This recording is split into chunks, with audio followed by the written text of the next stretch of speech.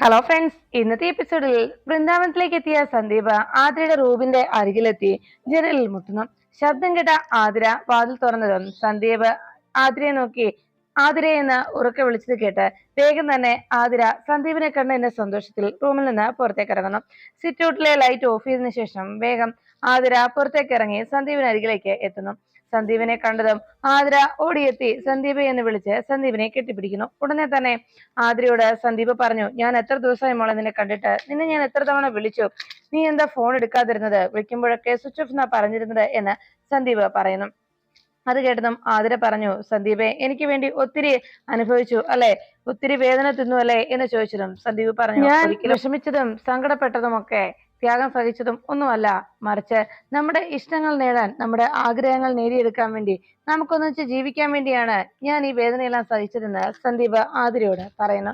എല്ലാം കേട്ടതിന് ശേഷം ആതിര പറഞ്ഞു, സന്ദീപിനെ വല്ലാതെ ആ അജയൻ ഉപദ്രവിച്ചല്ലേ എന്ന് ചോദിച്ചതും സന്ദീപ് പറഞ്ഞത്, അവൻ എന്നോട് പറഞ്ഞതെല്ലാം നിന്നെ മറക്കണം എന്ന് മാത്രമായിരുന്നു. നിന്നെ മറക്കണമെന്ന ആ ഒരാവശ്യം ഞാൻ അംഗീകരിക്കാത്തതും അതിന് വഴങ്ങാതിരുന്നതും കൊണ്ടാണ് അവൻ എന്നെ ഉപദ്രവിച്ചത്. എന്തായാലും ഒരു കാര്യം ഇതോടെ എനിക്ക് ഉറപ്പായി, ഇനി ആരൊക്കെ ശ്രമിച്ചാലും എന്തൊക്കെ സംഭവിച്ചെന്ന് പറഞ്ഞാലും നമ്മളെ ആർക്കും പിരിക്കാനാവില്ല. ദൈവമാണ് നമ്മളെ ഒന്നിപ്പിച്ചിരിക്കുന്നത്, അതുകൊണ്ട് തന്നെ നമ്മളെ പിരിക്കാൻ ആർക്കും സാധിക്കില്ല എന്ന് സന്ദീപിനോട് ആതിര പറയുന്നു. അത് കേട്ടതും സന്ദീപിനോട് ആതിര പറഞ്ഞു, സന്ദീപെ നമുക്ക് എവിടേക്കെങ്കിലും പോയാലോ, ഇവിടെ നിന്നാൽ ആരും നമ്മളെ ജീവിക്കാൻ അനുവദിക്കില്ല എന്ന് പറഞ്ഞു. ഉടനെ സന്ദീപ് പറഞ്ഞു, ആതിരെ നമുക്ക് പോകാം, എല്ലാവരും എല്ലാ സത്യങ്ങളും അറിയും. എന്തായാലും താൻ ഇനി പേടിക്കണ്ട, ഇനി ആരെന്തൊക്കെ ചെയ്യാൻ വന്നാലും നമ്മളെ പിരിക്കാൻ ആർക്കും ആവില്ല എന്ന് ഞാൻ പറഞ്ഞില്ലേ. അത് മാത്രമല്ല, എന്നോട് അജയൻ ആവശ്യപ്പെട്ടത് നീ എന്റെ കാമുകി എന്ന നിലയിലും നീ നീ എന്നെ സ്നേഹിക്കുന്ന പെണ്ണെന്നും ഞാൻ നിന്റെ കാമുകൻ എന്ന നിലയിൽ നിന്നെ മറക്കാനാണ് അവൻ എന്നോട് പറഞ്ഞത്. പക്ഷെ ഞാൻ ഇതെല്ലാം സഹിച്ച് നിന്നത് ഒരേ ഒരു കാരണം കൊണ്ടാണ്, നീ എന്റെ ഭാര്യയാണെന്നുള്ള സത്യം എനിക്കറിയാവുന്നത് കൊണ്ടും. അത് മാത്രമല്ല, എനിക്കെന്തെങ്കിലും സംഭവിച്ചു പോയാൽ ജീവിതം തുടങ്ങുന്നതിന് മുൻപ് തന്നെ നിന്റെ താലിച്ചരട് അറ്റുപോകുമല്ലോ എന്നുള്ള സങ്കടത്തിലുമായിരുന്നു ഞാൻ അതെല്ലാം സഹിച്ചു നിന്നത് എന്ന് സന്ദീപ് ആതിരയോട് പറഞ്ഞു. ഇതെല്ലാം കേട്ടതും സന്ദീപിനോട് ആതിര പറഞ്ഞു, എന്തായാലും ഇവിടെ എന്നോട് വീട്ടുകാരെല്ലാവരും മറ്റൊരു വിവാഹത്തിന് നിർബന്ധിക്കുകയായിരുന്നു എന്ന് പറഞ്ഞതും സന്ദീപ് പറഞ്ഞു, എനിക്കെല്ലാം അറിയാം, അജയൻ എന്നോടെല്ലാം പറയുന്നുണ്ടായിരുന്നു. എന്തായാലും ഇനി വിഷമിക്കണ്ട, ഇനി ഒരു പ്രശ്നവും ഉണ്ടാകാൻ പോകുന്നില്ലല്ലോ, നമ്മളെ പിരിക്കാൻ ആർക്കും ഇനി കഴിയില്ല. ഞാൻ അവിടെ അടിയെല്ലാം ഏറ്റുവാങ്ങുമ്പോഴും വേദനയെല്ലാം നിനക്കായിരുന്നു എന്ന് എനിക്കറിയാം എന്ന് പറഞ്ഞ് സന്ദീപ് ആതിരയെ ആശ്വസിപ്പിക്കണം. അങ്ങനെ അവർ രണ്ടുപേരും അവരുടെ ആ പ്രണയം പങ്കുവെച്ച് അങ്ങനെ നിൽക്കുമ്പോൾ പിറ്റേന്ന് രാവിലെ ആതിരയുടെയും സന്ദീപിന്റെയും കൂടെ യാത്ര പുറപ്പെടുന്നതിനെ കുറിച്ച് സേതുമാധവനോട് സംസാരിക്കാനായി ടാബ്ലറ്റ് കൊടുക്കാനായി എത്തിയ അർച്ചന സേതുമാധവനോട് പറഞ്ഞു, അച്ഛനോട് എനിക്കൊരു കാര്യം പറയാനുണ്ട്. സച്ചിയേട്ടനും ഞാനും തീരുമാനിച്ചതായിരുന്നു, ഇവിടെ ഇത്രയും ദിവസമായും പല പ്രശ്നങ്ങളും ഈ വീട്ടിലുള്ളവരെ അലട്ടുകയായിരുന്നില്ലേ, അതുകൊണ്ട് പലരും വല്ലാത്ത മാനസികാവസ്ഥയിലായിരുന്നല്ലോ. അതുകൊണ്ട് തന്നെ ഉടനെ ഞങ്ങൾ ഒരു ടൂറിന് പോയാലോ, ഒരു യാത്ര പോയാലോ എന്ന ഒരാലോചന, എന്താ അച്ഛന്റെ അഭിപ്രായം എന്ന് പറഞ്ഞതും സേതുമാധവൻ പറഞ്ഞു, കൊള്ളാം, നല്ല തീരുമാനം തന്നെ. അപ്പോഴേക്കും അർച്ചന പറഞ്ഞു, ഞങ്ങള് പോകുന്ന കൂടെ സന്ദീപിനെയും കൂടെ കൊണ്ടുപോകാമെന്നാണ് ആലോചിക്കുന്നത് എന്ന് അർച്ചന പറഞ്ഞത് കേട്ട് സേതുമാധവൻ പറഞ്ഞു, കൊള്ളാം, അതും നന്നായി. ഇപ്പോ അവന്റെ ഈ അവസ്ഥയിൽ അവന്റെ മനസ്സാകെ ഒരു അസ്വസ്ഥമായിരിക്കുന്ന സാഹചര്യമാണ്. പെട്ടെന്ന് ഒരു റിലീഫ് ഇങ്ങനെ ഒരു യാത്ര കൊണ്ട് അവനുണ്ടാകും, അതെന്തുകൊണ്ടും നല്ലത് തന്നെയാണ് എന്ന് സേതുമാധവൻ അർച്ചനയോട് പറഞ്ഞു. എന്റെ ഈ ആരോഗ്യസ്ഥിതി മോശമായത് കൊണ്ടാണ്, അല്ലായിരുന്നെങ്കിൽ ഞാനും നിങ്ങൾക്കൊപ്പം വന്നേനെ എന്ന് സേതുമാധവൻ അർച്ചനയോട് പറഞ്ഞു. അങ്ങനെ സേതുമാധവന്റെ കയ്യിൽ നിന്ന് അർച്ചനയും സന്ദീപും ആ സച്ചിയും കൂടി യാത്ര പുറപ്പെടുന്നതിനുള്ള അനുവാദം വാങ്ങിച്ചതിന്റെ സന്തോഷത്തിൽ അങ്ങ് നിൽക്കുമ്പോൾ അവിടേക്ക് അവന്തികയും അനഘയും എത്തുന്നു. അച്ഛാ, ഞങ്ങള് ഒന്ന് പുറത്തേക്ക് പോവാ, ഞാനും അനഘയും കൂടി എന്ന് അറിയിച്ചു.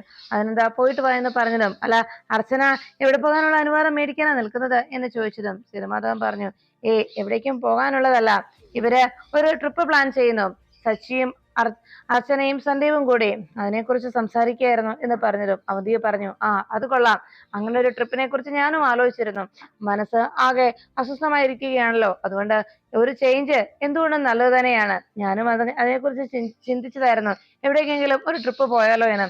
എന്നാലും ഇവിടെ ഇപ്പോ ഒത്തിരി കാര്യങ്ങൾ ചെയ്തു തീർക്കാനുള്ളത് കൊണ്ട് അതുകൊണ്ട് മാത്രം തൽക്കാലം ഞാൻ ഇവരുടെ കൂടെ വരുന്നില്ല, ഞാൻ അതിൽ നിന്ന് ഒഴിവാക്കുകയാണ്. എന്തായാലും ഇങ്ങനെ ഒരു യാത്ര പുറപ്പെടാൻ സാഹചര്യം ഒത്തു വന്നപ്പോ അതിന് ഭാഗ്യമുള്ളവർ പോകട്ടെ എന്ന് അർച്ചനയോടും സച്ചിയോടും സന്ദീപിനോടും അങ്ങനെ ഒരു യാത്ര പുറപ്പെടുന്നത് നല്ലതാണെന്ന് പറഞ്ഞ് അവത്തിക അനഘയോടൊപ്പം പുറത്തേക്ക് ഇറങ്ങി. ഈ സമയത്ത് സേതുമാധവൻ അച്ഛനോട് ചോദിച്ചു, മോളെ നിനക്ക് നമ്മുടെ മലമുകളിൽ ഗസ്റ്റ് ഹൗസിനെ കുറിച്ച് അറിയാവോ എന്ന് ചോദിച്ചു. അപ്പോഴേക്കും മലമുകളിൽ എസ്റ്റേറ്റോ, അത് ഏതാ അച്ഛാ, ഞാൻ അവിടെ പോയിട്ടില്ലല്ലോ എന്ന് അച്ഛൻ അറിയിച്ചു.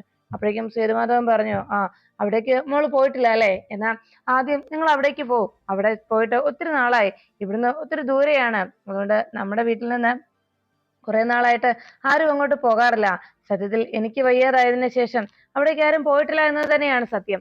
എന്തായാലും നിങ്ങൾ അവിടേക്ക് ആദ്യം ഒന്ന് പോകും. എന്തായാലും അവിടെ തങ്ങാൻ പറ്റിയ ഒരു സ്ഥലം തന്നെയാണ്, ഒത്തിരി കാഴ്ചകളും കാണാനുണ്ട്. അതിനുശേഷം മറ്റേതെങ്കിലും ടൂറിസ്റ്റ് പ്ലേസിലേക്ക് പോകാം എന്ന് വേഗം അർച്ചനയോട് സേതുമാധവൻ അറിയിച്ചു. അർച്ചന സേതുമാധവന്റെ വാക്കുകൾ കേട്ടതും, ശരിയച്ചാ, ഞാൻ സച്ചിനോട് പറയാം എന്ന് പറഞ്ഞു. അത് കേട്ടതും സേതുമാധവൻ പറഞ്ഞു, എന്നാ ശരി മോള് അവിടെ അങ്ങോട്ട് യാത്ര പോകുന്നതിനെ കുറിച്ച് സച്ചിയോട് സംസാരിക്കുന്ന പറഞ്ഞ് സേതുമാധവൻ അരികിൽ നിന്ന് അർച്ചന ഇറങ്ങുമ്പോൾ പെട്ടെന്ന് അത് പുറത്തു നിന്ന് കേൾക്കുന്ന അവന്തിക ആലോചിച്ചു, അവിടേക്ക് പോയാൽ പ്രശ്നമാണല്ലോ, അവിടെയാണല്ലോ നന്ദനെ പാർപ്പിച്ചിരിക്കുന്നത്, അപ്പോ നന്ദൻ അവിടെയാണല്ലേ ഉള്ളത് എന്ന് ആലോചിച്ച് ആകെ ടെൻഷനിലാകുന്നു അവന്തിക ആ സമയത്ത്, എന്നാ ശരിയച്ചാ, ഞാൻ സച്ചിനോട് പറയാമെന്ന് പറഞ്ഞ് വേഗം പുറത്തേക്ക് അർച്ചന ഇറങ്ങി വരുന്നത് മനസ്സിലാക്കിയ അവന്തിക പെട്ടെന്ന് തന്നെ അവിടെ നിന്ന് ഒഴിഞ്ഞു മാറുന്നു.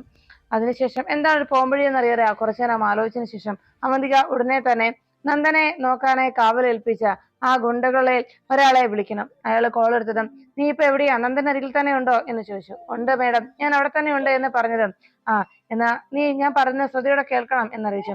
പറഞ്ഞ മേഡം, ഞാൻ കേൾക്കുന്നുണ്ട് എന്ന് അയാൾ മറുപടി നൽകിയതും ഉടനെ അവന്തിക പറഞ്ഞു, അതെ എത്രയും വേഗം നന്ദനെ അവിടെ നിന്ന് മാറ്റണം. അത് കേട്ടതും അയാൾ ചോദിച്ചു, അയ്യോ മേഡം, പെട്ടെന്ന് മാറ്റാൻ പറഞ്ഞ അതെങ്ങനെയാ മേഡം എന്ന് ചോദിച്ചതും അയാളോട് അവന്തിക പറഞ്ഞു, അതെ പെട്ടെന്ന് മാറ്റണം എന്ന് പറഞ്ഞ വേറൊന്നും കൊണ്ടല്ല, സച്ചിയും അർച്ചനയും സന്ദീപും കൂടി അവിടേക്ക് വരുന്നുണ്ട്, അതുകൊണ്ട് തന്നെ എത്രയും പെട്ടെന്ന് അവിടുന്ന് നന്ദനെ മാറ്റണം എന്നറിയിച്ചു. ഉടനെ അയാൾ ചോദിച്ചു, ആ 1-2 ദിവസത്തേക്കല്ലേ മേഡം, ശരി ഞാൻ ഇവിടെ അടുത്തൊരു കെട്ടിടമുണ്ട് ആൾതാമസം ഇല്ലാത്ത, പക്ഷേ ഇവിടുത്തെ അത്ര സൗകര്യം ഇല്ല എന്ന് പറഞ്ഞതും, സൗകര്യമൊന്നും ഒരു പ്രശ്നമല്ല, പക്ഷെ ഒരു കാര്യം കൂടി എനിക്ക് നിന്നോട് പറയാനുണ്ട്, മറ്റൊരു ഡ്യൂട്ടി കൂടി നിനക്കുണ്ട്. അവിടുന്ന് തിരിച്ചു പോരുമ്പോ സച്ചിയും അർച്ചനയും കൂടി അവിടേക്ക് ആഘോഷിക്കാനായി എത്തിയാൽ അവിടുന്ന് മടങ്ങി പോരുമ്പോ ഒരു കാരണവശാലും അർച്ചന കൂടെ ഉണ്ടാകാൻ പാടില്ല, സച്ചി മാത്രമേ തിരികെ വരാൻ പാടുള്ളൂ. അർച്ചനയെ വെള്ള പുതപ്പിച്ച് വേണം ഇങ്ങോട്ട് പറഞ്ഞയക്കാൻ, മനസ്സിലായോ എന്ന് ചോദിച്ചു. അത് കേട്ടതും, ശരി മേഡം, അതൊക്കെ എനിക്കറിയാം, അതൊക്കെ ഞാൻ ചെയ്തോളാം, അതിനെ പറ്റിയ ആളുകൾ ഇരു ചെവി പോലും അറിയാതെ അത് നടപ്പിലാക്കാൻ പറ്റിയ ആളുകൾ എന്റെ പക്കലുണ്ട് എന്ന് അറിയിച്ചു.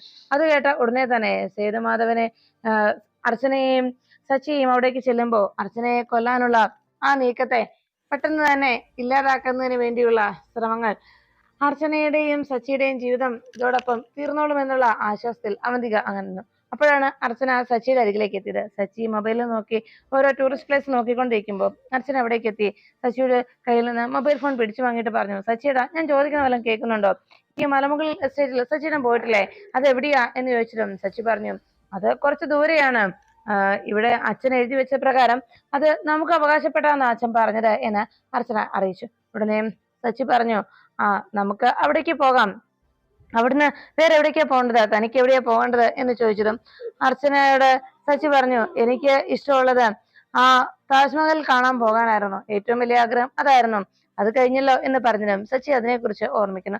അർച്ചനയും സച്ചിയും കൂടി താജ്മഹൽ കാണാൻ പോയ ആ ഒരു നിമിഷത്തെ കുറിച്ച് ചിന്തിച്ചുകൊണ്ട് അങ്ങനെ നിന്നു. അതിനുശേഷം അർച്ചന പറഞ്ഞു, പിന്നെ ചെറുപ്പത്തിൽ വീട്ടിൽ നിന്ന് എല്ലാവരും പോയപ്പോ എനിക്കും അമ്മയ്ക്കും പോകാൻ കഴിഞ്ഞില്ല, അങ്ങനെ ഒരു സ്ഥലമുണ്ട് എന്ന് ചോദിച്ചിട്ടും സച്ചി ചോദിച്ചു, അതെവിടെയാ? അപ്പോഴേക്കും അർച്ചന പറഞ്ഞു, അതെ മൂകാംബിക, അവിടെ പോകുന്ന കാര്യ എന്ന് പറഞ്ഞിട്ടും സച്ചി പറഞ്ഞു, ആ എന്നാ പിന്നെ ഇനി എന്തിനാ ആലോചിക്കുന്നത്, ഫിക്സ്, ഇനി മൊബൈലിൽ ഒന്നും നോക്കേണ്ട കാര്യമില്ല, മൊബൈൽ എടുത്ത് മാറ്റി വെച്ചേക്കാം, നമ്മൾ നേരെ മൂകാംബികയ്ക്ക് പോകുന്നു. അത് കേട്ടതും അർച്ചന വലിയ സന്തോഷത്തിലെ. എന്നിട്ട് നമ്മള് പിന്നെ പോകുന്നത് അവിടുന്ന് നേരെ കാശിക്ക്, രാമേശ്വരം, പിന്നെ വേണമെങ്കിൽ ആദിയോഗി ശിവക്ഷേത്രത്തിലും പോകാം. അതിനുശേഷം നേരെ എല്ലായിടത്തും പോയിട്ട് തിരികെ നേരെ വന്ന് നമുക്ക് പത്മനാഭ സ്വാമി ക്ഷേത്രത്തിലും പോകാം. എന്താ, ഈ ഹണിമൂൺ ട്രിപ്പ് ആയതുകൊണ്ട് എന്തുകൊണ്ടും നല്ലതാണ് അങ്ങനെയൊക്കെ ക്ഷേത്രങ്ങളിലൊക്കെ പോകുന്നത്. പിന്നെ അത് മാത്രമല്ല, ഹണിമൂൺ ട്രിപ്പിനോ ആയതുകൊണ്ട് മറ്റൊരു കാര്യം കൂടിയുണ്ട്, ക്ഷേത്രങ്ങളിലൊക്കെ പോകുന്നത് കൂടി അതിനോടൊപ്പം മറ്റൊരു സംഭവം കൂടി ഉണ്ട് എന്ന് ഞാൻ പറഞ്ഞില്ലേ, വേറൊന്നുമല്ല, നമുക്കെല്ലാം വ്രതം എടുത്ത് എല്ലാ ക്ഷേത്ര ദർശനവും നടത്തി ഇങ്ങെത്താം, അതാണല്ലോ ഏറ്റവും നല്ലത് എന്ന് പറഞ്ഞത് അർച്ചന പറ്റുവാണെങ്കിൽ തന്റെ അമ്മയെ കൂടി വിളിച്ചോ, നമുക്ക് എല്ലാവർക്കും കൂടി അങ്ങ് പോകാം എന്ന് അറിയിച്ചു. ഇത് കേട്ടതും അർച്ചനയെ കളിയാക്കുകയാണ് സച്ചി എന്ന് മനസ്സിലാക്കിയതോടെ അർച്ചന സച്ചിയുടെ കൈ പിടിച്ചിരിക്കുന്നു. ഇത് കണ്ട ഉടനെ സച്ചി ചോദിച്ചു, പിന്നെ അല്ലാതെ ഞാൻ പിന്നെ എന്താടോ പറയേണ്ടത് എന്ന് ചോദിച്ചിട്ടും അർച്ചന പറഞ്ഞു, അല്ല സച്ചിയേട്ടൻ പറഞ്ഞിട്ട് തന്നെയല്ലേ ഞാൻ ചോദിച്ചിട്ടല്ലേ ഞാൻ പറഞ്ഞത് എന്ന് ചോദിച്ചിട്ടും അർച്ചന ആകെ കോപിച്ചങ്ങനെ മാറി നിൽക്കുമ്പോൾ സച്ചി അരികിലേക്ക് എന്നിട്ട് പറഞ്ഞു, എടോ എപ്പോഴും ഇങ്ങനെ മസിൽപ്പിടുത്തൊക്കെ ആയിട്ടിരുന്നാൽ എങ്ങനെയാ, അല്പം തമാശയൊക്കെ വേണ്ടേ എന്ന് സച്ചി അർച്ചനയോട് പറഞ്ഞു. അതുകൊണ്ട് നമുക്കൊരു കാര്യം ചെയ്യാം, നമ്മൾ മാത്രമല്ലല്ലോ പോകുന്നത്, ആതിരയും സന്ദീപും ഉണ്ടല്ലോ നമ്മുടെ ഒപ്പം, അതുകൊണ്ട് അവരുടെ കൂടി അഭിപ്രായം നോക്കാം എവിടേക്കാ പോകേണ്ടതെന്ന്, അതിനുശേഷം നമുക്ക് തീരുമാനിക്കാം, എന്താ അതുപോലെ എന്ന് സച്ചി അർച്ചനയോട് അന്വേഷിച്ചു. അർച്ചന അത് കേട്ടതും വളരെ സന്തോഷത്തിൽ അങ്ങനെ നിന്നു. ശരി, അങ്ങനെ തന്നെ ആട്ടോ സച്ചിയേട്ടാ എന്ന് പറഞ്ഞപ്പോ അർച്ചനയോട് സച്ചി പറഞ്ഞു, അല്ല ഇനിയിപ്പോ നമ്മള് ആ ഗസ്റ്റ് ഹൗസിൽ 1-2 ദിവസം നിൽക്കുന്നു, അതിനുശേഷം അതിനോടനുബന്ധിച്ച് അടുത്തുള്ള മറ്റ് ടൂറിസ്റ്റ് പ്ലേസുകളിലൊക്കെ നമ്മൾ പോകും. അതിനുശേഷം പിന്നെ തിരികെ വന്നു കഴിയുമ്പോ വരുന്ന വഴിക്ക് വേണമെങ്കിൽ താൻ പറഞ്ഞതുപോലെ മൂകാംബിക ക്ഷേത്രത്തിലൊക്കെ ഒന്ന് കയറിങ്ങി വരാം, എന്താ എന്ന് ചോദിച്ചതും പെട്ടെന്ന് അർച്ചന വീണ്ടും സച്ചിയുടെ കൈ പിടിച്ച് ഞെരിക്കുന്നതിന് പകരം ചെവി പിടിച്ച് ഞെരിച്ചു. ഇത് കണ്ട ഉടനെ സച്ചി ചെവിക്ക് പിടിച്ചിട്ട് പറഞ്ഞു, അയ്യോ എന്റെ ചെവി വിട്, എനിക്ക് വേദനിക്കുന്നു എന്ന് പറഞ്ഞ് സച്ചി നിലവിളിച്ചു. ഉടനെ അർച്ചന പറഞ്ഞു, കുറെ നേരമായില്ല എന്നെ കളിയാക്കുന്നു എന്ന് പറഞ്ഞതും, എടോ ഇല്ല ഇനി ഒന്നുമില്ല, ഇനി ഞാൻ ഒന്നും പറയുന്നില്ല എന്ന് പറഞ്ഞ് സച്ചി തന്റെ 2 ചെവിയും പൊത്തിപ്പിടിച്ചുകൊണ്ട് ആണെന്ന്. അപ്പോഴേക്കും അർച്ചനയോട് സച്ചി പറഞ്ഞു, അപ്പോഴേക്കും സച്ചിയോട് പറഞ്ഞു, അതെ അത് മാത്രമല്ല വേറൊരു പ്രശ്നം കൂടി ഉണ്ട് സച്ചിയേട്ടാ എന്ന് പറഞ്ഞു. സച്ചി അരികിൽ 2 ചെവിയും പൊത്തിപ്പിടിച്ച് അർച്ചനയുടെ മുഖത്തേക്ക് നോക്കി നിന്നു. അർച്ചന പറഞ്ഞൊന്നും മനസ്സിലാകാതെ എന്താ പറയുന്നതെന്ന് സച്ചി വീണ്ടും അന്വേഷിച്ചു. അപ്പോഴേക്കും അർച്ചന, ഓ ഈ കൈ അങ്ങ് മാറ്റ് എന്ന് പറഞ്ഞ് സച്ചിയുടെ കൈ പിടിച്ചു മാറ്റുന്നു. അപ്പോഴേക്കും സച്ചി ചോദിച്ചു, അല്ല താൻ എന്താ പറഞ്ഞത്, ഞാൻ കേട്ടില്ല എന്ന് പറഞ്ഞു. അർച്ചന പറഞ്ഞു, വേറൊന്നുമല്ല, ആതിരയുടെ പെർമിഷൻ അതാ ഞാൻ ഓർത്തത്, ആതിര എങ്ങനെ നമ്മുടെ കൂടെ കൂട്ടും, അതിനെന്താ വീട്ടിൽ പറയുക എന്ന് ചോദിച്ചിട്ടും സച്ചി പറഞ്ഞു, അതൊക്കെ ഈ സച്ചി ഏറ്റു, നാളെ രാവിലെ താൻ വീട്ടിലേക്ക് പോകാൻ റെഡി ആയിക്കോ, വൃന്ദാവനത്തിലേക്ക് പോകുന്നത്, ബാക്കി കാര്യമൊക്കെ ഈ സച്ചി മാനേജ് ചെയ്യും, എന്താ ഈ സച്ചിദാനന്ദനെ വിശ്വാസമില്ല എന്ന് ചോദിച്ചതും ഉടനെ അർച്ചന സച്ചി മീശ പിരിക്കുന്നത് കണ്ട് അരികിലേക്ക് വന്ന് ആ മീശ വീണ്ടും താഴ്ത്തി വെച്ചിട്ട്, എനിക്ക് വിശ്വാസ എന്ന് പറഞ്ഞ് പുഞ്ചിരിച്ചു. പിന്നീട് അനഘ അവന്തിക പറഞ്ഞ വിവരങ്ങളൊക്കെ കേട്ട് കഴിയുമ്പോഴേക്കും അനഘ ചോദിച്ചു, അല്ല എന്തിനാ നമ്മൾ അവരോടൊപ്പം പോകുന്നത്, അവരല്ലേ ട്രിപ്പിന് പോകുന്നത്, പിന്നെ നമ്മൾ അവർക്കൊപ്പം പോകണമെന്ന് എന്താ ഇത്ര നിർബന്ധം എന്ന് സച്ചിയുടെയും അർച്ചനയുടെയും കൂടെ പോകുന്നതിനെ കുറിച്ച് അനഘ അന്വേഷിച്ചു. അപ്പോഴേക്കും അനഘയുടെ ചോദ്യത്തിന് അവന്തിക മറുപടി നൽകി, കാര്യമുണ്ട്, നമ്മളിപ്പോ അവരെ അങ്ങോട്ട് പറഞ്ഞയച്ചാൽ അവർ തനിച്ചു പോയാൽ പല രഹസ്യങ്ങളും മലമുകൾ ഗസ്റ്റ് ഹൗസിലാണ് നമ്മൾ ഒളിപ്പിച്ചു വെച്ചിരിക്കുന്ന പല രഹസ്യങ്ങളും ഉള്ളത് എന്ന് പറഞ്ഞതും അനഘ പറഞ്ഞു, ഞാനൊരു രഹസ്യം അവിടെ ഒളിപ്പിച്ചിട്ടില്ല, ചേച്ചി നിങ്ങൾ ഒളിപ്പിച്ചിട്ടുണ്ടോ എന്ന് അന്വേഷിച്ചു. ഉണ്ട് എന്ന് അവന്തിക പറയുകയും തൽക്കാലം അത് പിന്നീട് ഞാൻ നിന്നോട് പറയാം എന്നും അവന്തിക അനഘയോട് അറിയിച്ചു. എന്നിട്ടും അനഘ അത് വിശ്വാസമാകാതെ അങ്ങനെ നിന്നത്. അല്ല ഇനിയിപ്പം നമ്മൾ എന്തിനാ പോകുന്നത് എന്ന് ചോദിച്ചിട്ടും ചേച്ചിയുടെ പ്ലാൻ എന്താ എന്ന് അനഘ ചോദിച്ചിട്ടും അവിടെ ചെന്നതിന് ശേഷം കൊലപാതകം അതാണ് തന്റെ ഉദ്ദേശം എന്ന് അവന്തിക അറിയിച്ചു. അത് കേട്ട ഉടനെ അനഘ ഞെട്ടി, കൊലപാതകോ, ചേച്ചി എന്താ ഈ പറയുന്നത്? അപ്പോഴേക്കും അവന്തിക പറഞ്ഞു, അതെ അർച്ചന, അവൾ ഈ ജീവനോടെ വരാൻ പാടില്ല. ഉടനെ തന്നെ അവന്തിക സംസാരം കേട്ട് അനഘ അരികിലേക്ക് എത്തി ചോദിച്ചു, ചേച്ചി അത്രയ്ക്ക് നിവൃത്തികേടാണെങ്കിൽ മാത്രമേ ഉള്ളൂ അവളെ ഇല്ലാതാക്കാൻ ശ്രമിക്കുകയുള്ളൂ എന്നല്ലേ ചേച്ചി പറഞ്ഞത്? അപ്പോ അർച്ചന നമുക്ക് ഒരു നിവൃത്തികേടാണോ ചേച്ചി എന്ന് അന്വേഷിച്ചു. അതെ എന്ന് അനഘ ചോദിച്ച ചോദ്യത്തിന് അവന്തിക മറുപടി നൽകി. അവൾ പല രീതിയിലും നമ്മളെ തോൽപ്പിച്ചുകൊണ്ടിരിക്കുകയാണ്, അതുകൊണ്ട് ഇനി അവളെ വളരാൻ അനുവദിച്ചുകൂടാ, എത്രയും പെട്ടെന്ന് അവളെ ഇല്ലാതാക്കണം. അപ്പോഴേക്കും അനഘ ചോദിച്ചു, അല്ല അതിന് നമ്മള് അവരോടൊപ്പം ഈ ട്രിപ്പിന് പോകണമെന്നുണ്ട് ചേച്ചി, ഇവിടെ വെച്ച് സാധിച്ചൂടെ, ഇത്രയും ദൂരെ പോകേണ്ട ആവശ്യമുണ്ടോ എന്ന് ചോദിച്ചതും അനഘയോട് അവന്തിക പറഞ്ഞു, ഇത്രയും ദൂരെ പോകുന്നതിന്റെ കാരണം ഇവിടെ വെച്ച് ഇത് സംഭവിച്ചു കഴിഞ്ഞാൽ പലരുടെയും സംശയം നമ്മുടെ നേരെ തിരിയും, അത് ഇവിടെ ഉള്ളവരിൽ നേർക്കാണ് ആദ്യം സംശയം ഉണ്ടാകുക, അതിൽ പ്രധാനമായും നമ്മുടെ നേരെ. അതുകൊണ്ട് നമ്മളെ എല്ലാവരും കുറ്റവാളിയായും ഇതിന്റെ പിന്നിൽ നമ്മുടെ കരങ്ങളാണുള്ളത് എന്നും അവർ മനസ്സിലാക്കും. അതിനേക്കാളേറെ പുറത്തു വെച്ച ഇങ്ങനെ ഒരു സംഭവം നടക്കുന്നെങ്കിൽ അത് നമ്മളല്ല ചെയ്തതെങ്കിൽ അതോടെ പിന്നെ നമ്മൾക്ക് പ്രശ്നങ്ങളൊന്നും ഇല്ലല്ലോ എന്ന് അവന്തിക അനഘയോട് അറിയിച്ചു. അത് കേട്ട ഉടനെ അനഘ ചോദിച്ചു, നമ്മളല്ലെങ്കിലോ, ചേച്ചി എന്താ ഉദ്ദേശിച്ചത് എന്ന് പറഞ്ഞതും അതൊക്കെ ഞാൻ പറയാം, നീ തൽക്കാലം നമ്മൾ പോകുന്നതിനെ കുറിച്ച് ആലോചിക്കാം. നമുക്ക് ഇവിടെ 2 കാര്യങ്ങളെ ചെയ്യാൻ പറ്റൂ, ഒന്നെങ്കിൽ ഈ ട്രിപ്പ് എങ്ങനെയും മുടക്കണം, അല്ലെങ്കിൽ അവരോടൊപ്പം നമ്മൾ പോകണം. ഇത് സേതുമാധവനും മക്കളും കൂടി ആലോചിച്ചുണ്ടാക്കിയ ട്രിപ്പ് ആയതുകൊണ്ട് അത് മുടക്കുന്ന കാര്യം സാധിക്കില്ല. അതുകൊണ്ട് തന്നെ നമ്മൾക്ക് അവരോടൊപ്പം പോകാം, അത് മാത്രമാണ് ഇനി ഏകമുള്ള പോംവഴി എന്ന് അവന്തിക അനഘയോട് അറിയിച്ചു. അനഘ അത് കേട്ടതും, അപ്പോ പോണെന്ന് തന്നെയാ ചേച്ചിയുടെ തീരുമാനമല്ലേ എന്ന് ചോദിച്ചതും അവന്തിക പറഞ്ഞു, അതെ, അതല്ലാതെ വേറെ രക്ഷയില്ല, ഇനി ഈ യാത്ര നമുക്ക് അവർക്കൊപ്പം തന്നെ ആകാം, അർച്ചനയുടെ അവസാന യാത്രയ്ക്ക് എന്ന് പറഞ്ഞ് അനഘയെ നോക്കി അവന്തിക പുഞ്ചിരിച്ചു.